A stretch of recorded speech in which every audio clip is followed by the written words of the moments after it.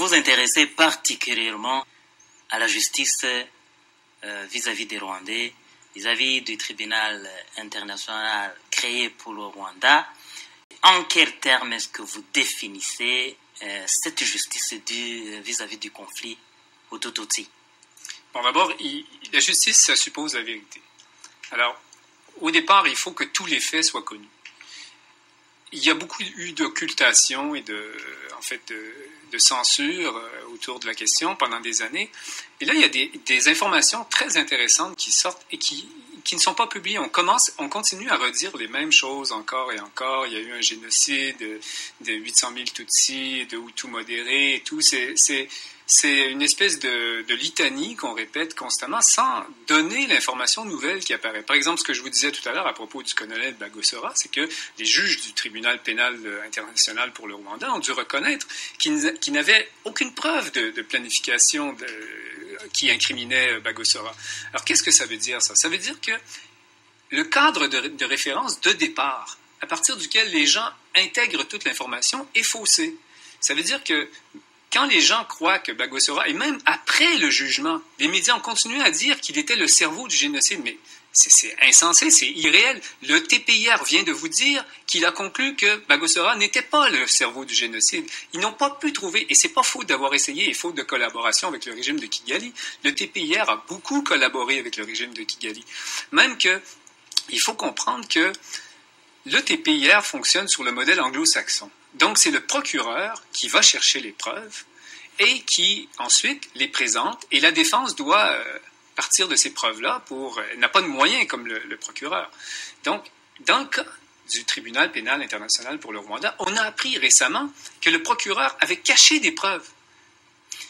Bon, dans le jugement, bien sûr, du 18 décembre 2008, le TPR déclarait que le colonel Bagosora est non coupable de planification du génocide, mais il est tout de même condamné à la prison à vie. Y a-t-il contradiction dans ce jugement? Il y a contradiction, d'autant plus. De toute façon, on va en appeler l'avocat de Bagosora, Raphaël Constant, un Martiniquais, va en appeler de ce jugement-là, parce que c'est un jugement qui est vraiment étrange. Parce qu'en fait, Bagosora, il est condamné pour les actes qu'auraient commis ses troupes.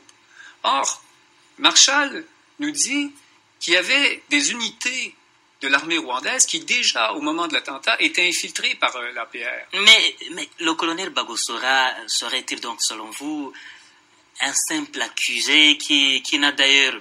Vous savez, il n'a jamais reconnu le terme génocide dans le drame qu'a connu le Rwanda. Est-ce qu'il est un simple accusé? Bon, selon l'information dont je dispose à l'heure actuelle, Bagosora, il n'a pas grand-chose à se reprocher personnellement. On dit, Dallaire dit que Bagosora a brandi un pistolet à sa figure, l'a menacé. C'est Dallaire qui dit ça, il n'y a pas eu d'autres témoins et tout. Mais moi, je ne suis pas en train, je ne voudrais pas qu'on rentre dans un débat où j'essaie de prendre moi-même la défense de Bagosora. C'est pas ça, c'est pas ce que je veux dire. Mais ce que je veux dire, c'est que quand on parle de révisionnisme, on renvoie à une réalité dans la Seconde Guerre mondiale où il y a eu des crimes abominables qui ont été commis contre les Juifs et où, après coup, des gens ont nié ces crimes. On dit non, c'est pas vrai, il n'y avait personne dans les fours crématoires, c'est une histoire, vous avez tout fabriqué. Oui. Bon, c'est ridicule. Moi, je ne suis pas en train de dire que les gens qui ont été taillés en pièces à la machette n'ont pas été taillés en pièces. C'est pas ce que je suis en train de dire. Je suis en train de dire c'est juste que les responsables... Juste le rôle de Bagosora en tant qu'un ancien officier, quelqu'un qui était vraiment impliqué dans les affaires pendant cette crise. Oui, c'est sûr qu'il était impliqué dans l'Ancien Régime, mais il s'agit de savoir, est-ce que l'Ancien Régime a vraiment tout planifié ça, comme on essaie de le faire croire aux gens? Selon moi, ce n'est pas le cas. Il y a eu des actes génocidaires, il y a eu des gens qui ont pris les armes, qui ont décidé de massacrer des Tutsis. Alors, moi, je pense qu'on peut encore employer le terme de génocide, personnellement, je pense qu'on peut le dire, mais... Inversement, il faut se demander qui est responsable de tout ça, comment ça a été planifié. C'est là l'attentat du 6 avril 1994. Les gens ont tendance à penser que ce n'est qu'un élément déclencheur, un prétexte, voire il y en a qui disent qu'ils parlent d'un prétexte. Il faut comprendre vraiment qu'est-ce que nous révèle la responsabilité de cet attentat. Le colonel Marchal nous dit que tout ce qui s'est passé après le 6 avril, dans les jours qui ont suivi, avait été minutieusement planifié. L'assassinat de la première ministre, l'assassinat des 10 casques bleus belges, l'assassinat ciblé d'opposants politiques à Kigali. Par, bien sûr, les miliciens, l'armée régulière du gouvernement. Bon, alors ce que Marchal nous dit maintenant, c'est que ce n'est pas l'armée régulière, ce ne sont pas, et c'est pas moi qui le dis, c'est Luc Marchal. Et il y a des témoins en ce moment qui vont témoigner dans le procès militaire numéro 2 et qui vont dire ce que je suis en train de vous dire. Mais l'armée régulière, à mon entendement, il n'a pas nié le fait que les éléments de l'armée même aient assassiné la première ministre et les casques bleus. Alors, comment est-ce qu'on est parvenu à identifier d'autres éléments qui ne sont pas de l'armée? C'est ce que je suis en train de vous expliquer. C'est que s'il y avait eu planification, il fallait que la planification soit du côté des auteurs de l'attentat. Parce que c'était les auteurs de l'attentat qui savaient ce qui allait se passer. Ils savaient que l'avion allait être descendu. D'accord? Donc, si l'auteur de l'attentat, c'est le FPR, c'est lui qui savait. Donc, s'il y a eu une suite d'événements qui se sont produits très rapidement, et soit dit en passant, les massacres comme tels de populations civiles ne se sont pas produits à partir, comme on le dit dans certaines œuvres de propagande, ne sont pas produites à partir du 7, à partir du lendemain. Il a fallu quelques jours. Ce qui s'est passé à partir du 7, 8, 9, ce sont des assassinats ciblés. Oui. Et les gens qui ont commis ces assassinats ciblés l'ont fait de façon très organisée, très bien planifiée. Ça s'est fait en cascade, très rapidement. On savait qui on allait tuer, à quel endroit. Et ça supposait que ces gens-là étaient préparés. Or, si c'est le FPR qui a abattu l'avion, qui était préparé pour commettre les assassinats? Bernard Desgagnés, moi j'étais au Rwanda à ce moment-là, on suivait comment il y avait la tension qui était bien palpable depuis des mois avant le génocide.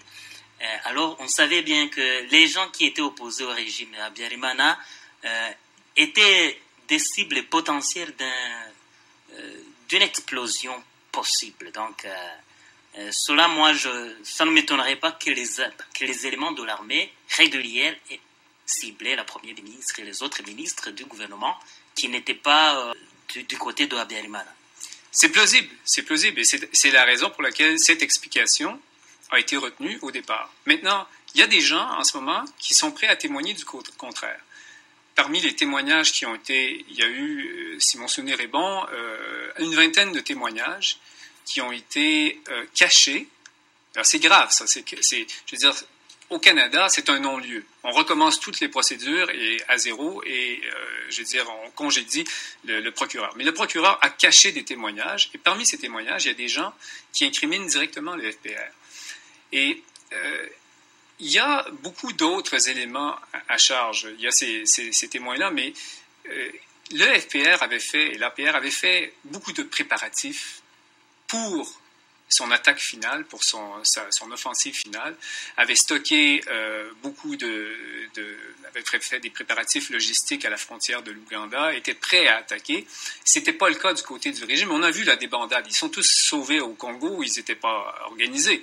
Alors, on verra. Vous me dites, oui, mais j'étais au Rwanda. Bon, j'ai parlé à beaucoup de gens qui étaient au Rwanda et les gens qui étaient au Rwanda avaient connaissance d'une partie de la réalité, voyaient certaines choses et ne voyaient pas d'autres choses. C'est possible. Moi, ce que je vous dis, c'est qu'en parlant un peu à la manière d'un détective, en parlant à beaucoup d'intervenants, en ayant toutes sortes de témoignages, en recoupant les témoignages, j'en suis venu à la conclusion que l'attentat, et c'est la raison pour laquelle c'est si important de le savoir, quand on saura qui a commis l'attentat, quand on fera la lumière là-dessus, et pour l'instant, on ne veut pas la faire, on a tout étouffé, on saura vraiment qui était préparé et qui a pu immédiatement déclencher ces assassinats ciblés. Seuls les imbéciles ne changent pas, j'insiste, je persiste et je signe. Les ennemis de l'Afrique, ce sont les Africains. J'insiste, je persiste et je signe.